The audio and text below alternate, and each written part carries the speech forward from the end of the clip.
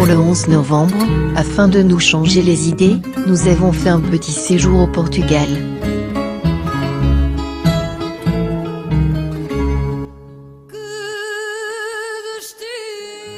Valencia est une municipalité du Portugal, située à la frontière espagnole dans le district de Viana do Castelo, situé dans la région nord. La ville est parfois appelée Valencia do Minho. Fréquentée essentiellement par les Espagnols voisins, Valencia reste une halte agréable, surtout pour ses énormes remparts du XVIIe siècle. On apprécie les demeures Renaissance, les ruelles tortueuses avec ses nombreux magasins, ainsi que les fontaines fleuries.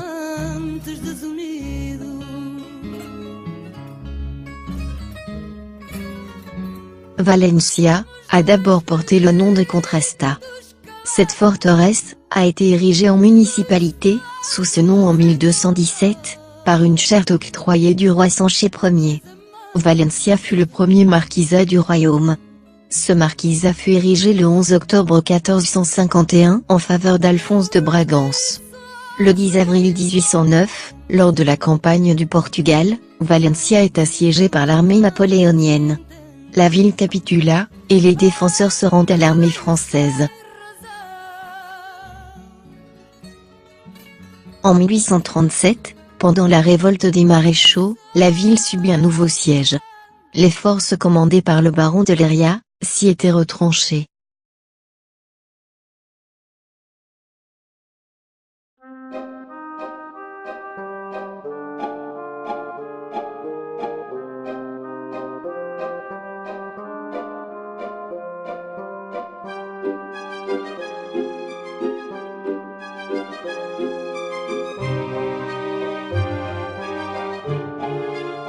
Après avoir flâné, léché les vitrines et fait quelques emplettes dans la rue Santa Catarina, une halte au café Majestic s'impose.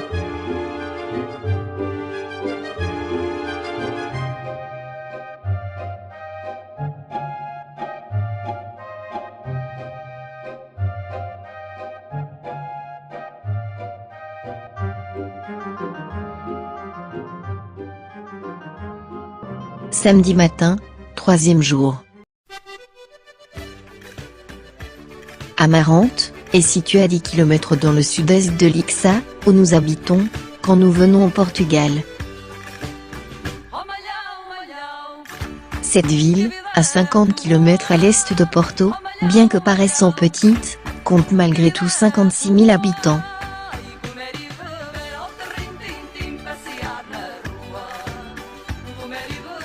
C'est au bord de la rivière Tamega, affluent du Douro, que se tient chaque semaine ce grand marché.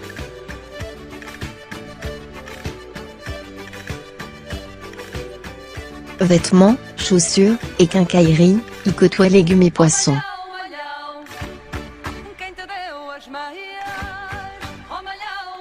Les habitudes culinaires de nos amis portugais font que l'on ne trouve pas tout à fait les mêmes légumes que chez nous.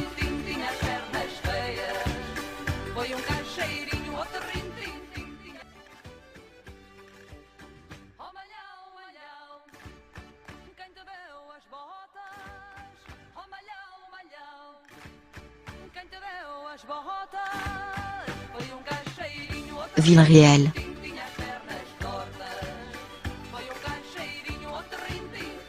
Clairement, Vila-real est une ville bien plus belle que les quelques photos que je vous montre ici. Nous y reviendrons lors de notre prochain voyage.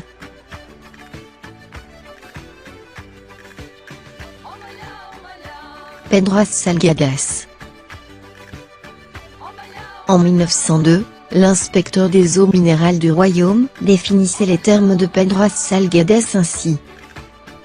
Pour l'ensemble de ses beautés naturelles, l'importance thérapeutique et la magnificence des artifices, elle doit être considérée, entre toutes, comme la plus belle station thermale portugaise. La combinaison de cabanes confortables et l'environnement vert vous garantissent un séjour inoubliable.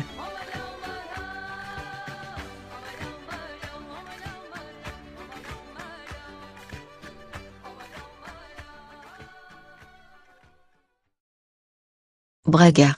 Située au nord du Portugal, c'est la troisième ville du pays, après Lisbonne et Porto. Elle fut la capitale européenne de la jeunesse en 2012. Braga est connue pour ses belles églises et monuments, gastronomie, artisanat, traditions et festivités. À la tombée de la nuit, cette ville austère se transforme du tout au tout et connaît une vie nocturne intense, grâce à son importante population estudiantine.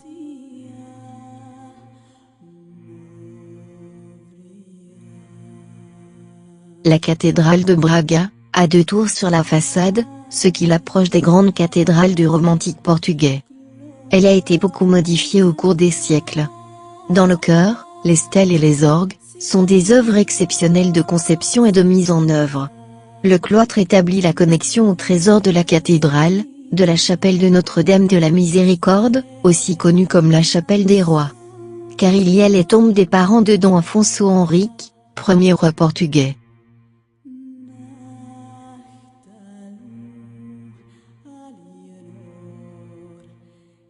Sanctuaire de Notre-Dame du Sameiro. Plus connu par le nom de sanctuaire du Sameiro, c'est un temple néoclassique, qui a commencé à être construit en 1863, et seulement achevé au XXe siècle. Le pape Paul VI l'a élevé au rang de basilique en 1964. Guimarães est une ville historique de grand charme, qui présente une très bonne occasion de s'échapper pour la journée. Cette ville est considérée comme le berceau du Portugal. Elle est dotée d'une immense histoire se reflétant à travers la variété de ses monuments nationaux et de bâtiments historiques qu'elle abrite. En tant que destination touristique, la ville de Guimarães a énormément à offrir à ses visiteurs et est grandement recommandée.